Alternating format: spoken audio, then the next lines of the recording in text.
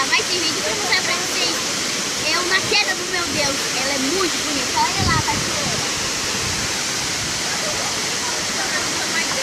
E agora eu vou mostrar quem estão aqui.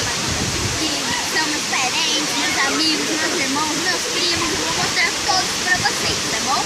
Começando por...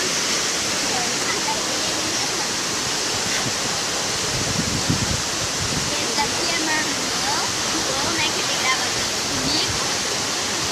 Esse daqui é o Igor. Esse daqui é o Nicolas. Olha a Dani. Essa aqui é a outra tia, a minha tia Tatiana. Olha lá, tem sacola.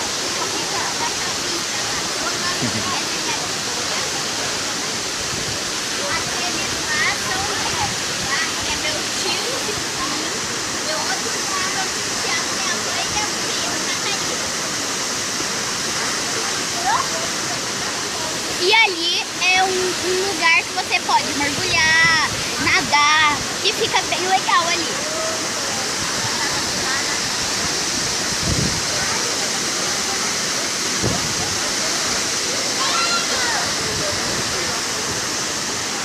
E a paisagem é ótima. Então, meninas e meninos, foi isso. Espero que vocês tenham gostado.